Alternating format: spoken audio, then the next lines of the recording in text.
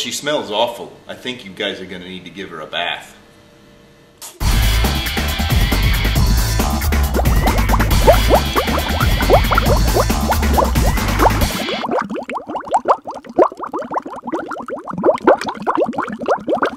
Woo, she still smells awful. She's probably a little nervous. Maybe her stomach's a little bit upset. But Franny's stomach was not upset. Franny's stomach was fine. She felt perfectly normal. She just farted a lot. She did it when she bathed. She did it when she played with Sam and Lauren. She did it when she walked around the house. She did it in the dining room. She did it in the kitchen. And she did it in her sleep. Woo! That cat farts morning, noon, and night. But Daddy, he just can't help it. But Daddy, he just can't help it. So what if she farts? Well, maybe we should take her to the vet. Farting in rectal flushing, as we say in the regular fashion. They gave Fran every kind of cat food. She still farted. They tried her on dog food. They gave her hot dogs, hamburgers, lettuce, and tomato sandwiches. They gave her fried chicken. They gave her rabbit food. They even made her a vegetarian. But no matter what that cat eats, she turns into farts. Franny got the flame for everybody's fart. Franny got a fart again! Franny! She's got to go back to the pound. No, Daddy, we don't want her to go. Please, don't take her away. Well, she goes tomorrow. Please, no, Daddy, no! It was all over. It was all over. That night, Sam and Lauren cried in their beds, and Franny looked at them so unhappily. Oh, Franny, please stop farting. Because Daddy's gonna send you back to the pound tomorrow. Franny knew how serious the situation was. She'd never see Sam and Lauren again. She resolved to hold in her farts forever. And when Sam and Lauren fell asleep, she walked down to the kitchen to see if there was anything around to eat. She managed to open the cupboard door with her nose and found the 25-pound bag of low-fart cat biscuits the vet had prescribed for her, which made her fart even more. And even though she knew they made her fart more, he couldn't resist. She ate the entire bag, and Franny thought to herself, tasty! And then she went and laid down next to Fancy Nancy.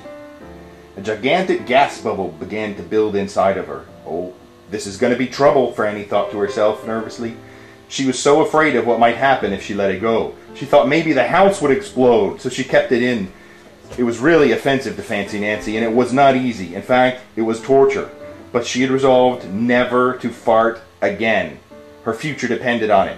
As she lay there with Fancy Nancy, and her tail was wrapped all up in between her legs, she heard a noise at the window. She watched as the window slowly opened and a pair of burglars came right through the window. They dropped silently into the kitchen.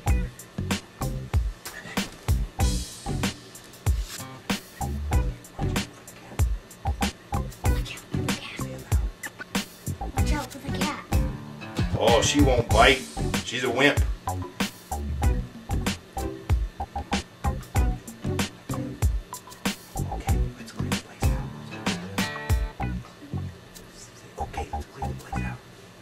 Okay, let's clear the place out.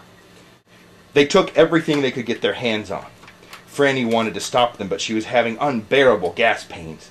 She rolled on her back and waved her paws in the air, and she gnashed her teeth. We've got it all. Let's go. And that's when Franny let it fly.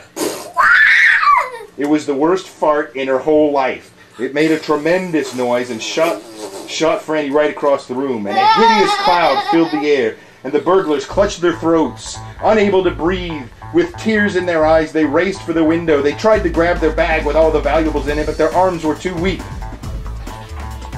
Let's get out of here! They jumped out the window and ran up the block, choking and grasping for air, still blinded by Franny's attack. They stepped into the headlights of an approaching police car. Hold it right there! Hold it right there! Hold it right there!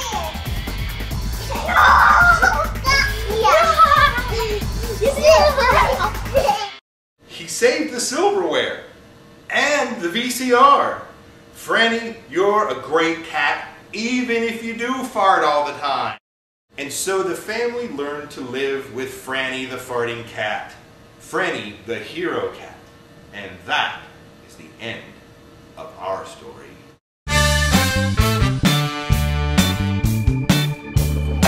It made a tremendous noise.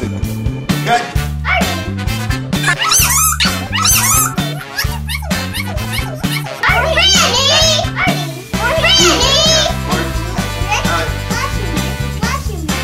Cut!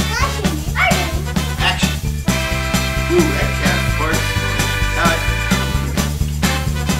Cut!